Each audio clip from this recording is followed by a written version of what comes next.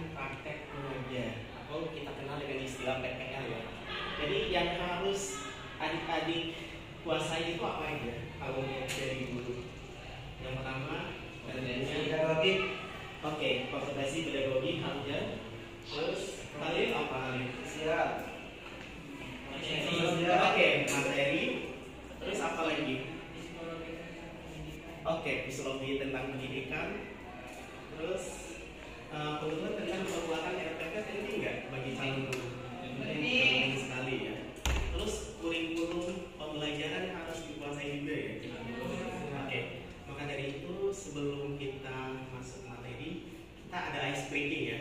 Kalau saya bilang pagi tepuk 1 kali, siang tepuk 2 kali, sore tepuk 3 kali, malam tanpa tepuknya. Kita coba ya. Oke, pagi. Oke. Sore. Oke. Pagi. Siang. Malam. Oke, ada 2 orang yang salah. Oke, itu aja mungkin gue aja. Perencanaan pembelajaran sama sekali.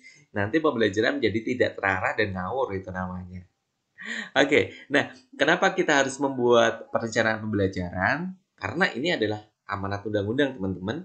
Jadi seorang tenaga pendidik, entah itu guru, dosen, atau tenaga pendidik yang lain, itu wajib hukumnya membuat perencanaan pembelajaran. Karena ini adalah amanat undang-undang.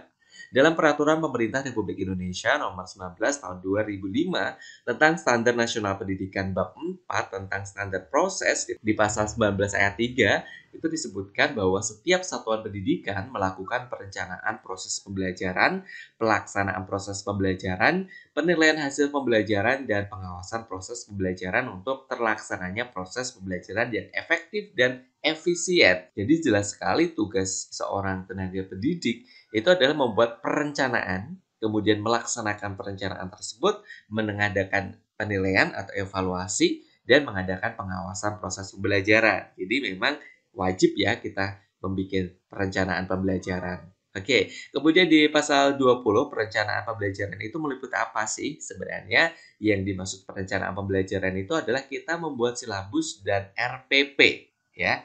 Kita bikin silabus dan RPP. Itulah namanya perencanaan pembelajaran. Jadi kalau misalnya kita mengikuti mata kuliah perencanaan pembelajaran, itu kita akan fokus tentang RPP dan silabus. Gimana membuat RPP yang benar, bagaimana membuat RPP yang baik, seperti itu. Setelah kita tahu bahwa perencanaan pembelajaran itu wajib dibuat oleh seorang guru, kemudian kita harus tahu juga apa manfaatnya. Kalau kita bikin perencanaan pembelajaran itu sebenarnya manfaatnya apa sih? Manfaatnya adalah yang pertama membuat pembelajaran itu bisa berlangsung secara teratur dan sistematis. Jelas ya, kalau kita bikin perencanaan terlebih dahulu, segala sesuatu itu akan berjalan lebih teratur dan sistematis, lancar gitu kan. Oke, yang kedua adalah manfaatnya mengantisipasi atau meminimalisir permasalahan-permasalahan yang nantinya akan muncul. Dengan kita membuat perencanaan pembelajaran, kita sudah memprediksi. Oh, nanti dalam pembelajaran itu biasanya akan timbul masalah ini. Makanya dibikin perencanaan untuk meminimalkan ya, mengantisipasi masalah yang akan timbul nantinya dalam pembelajaran. Oke. Yang berikutnya adalah menghindarkan kegagalan pembelajaran ataupun keberhasilan yang bersifat untung-untungan. Dengan adanya sebuah perencanaan yang baik, ini nanti harapannya pembelajaran akan berjalan lancar dan sukses gitu. Gitu ya. Jadi perencanaan pembelajaran itu harapannya menghindarkan kegagalan pembelajaran. Kalau misalnya berhasil, itu bukan sebuah keberhasilan yang untung-untungan, tapi memang keberhasilan karena kita merancang sebuah perencanaan pembelajaran yang baik. Nah, manfaat berikutnya adalah melalui perencanaan, guru dapat menentukan bahan ajar yang tepat untuk suatu pelajaran. Dalam sebuah perencanaan pembelajaran, seorang guru itu nanti juga akan membuat bahan ajarnya. Nah, bahan ajar yang kita buat ini adalah bahan ajar yang paling baik untuk siswa kita, yang paling tepat, yang paling cocok, yang paling pas untuk siswa kita sesuai dengan indikatornya, tujuan pembelajaran atau kompetensi dasarnya. Jadi seorang guru bisa membuat atau merancang sebuah bahan ajar yang pas, yang cocok untuk siswanya. Kemudian kita ke kriteria penyusunan perencanaan pembelajaran teman-teman. kriterianya apa saja? Kriterianya yang pertama adalah signifikansi atau kebermaknaan. PP ya, saya menulis PP. PP itu maksudnya adalah perencanaan pembelajaran ya. Jadi perencanaan pembelajaran itu harus membuat pembelajaran itu memiliki makna buat siswa.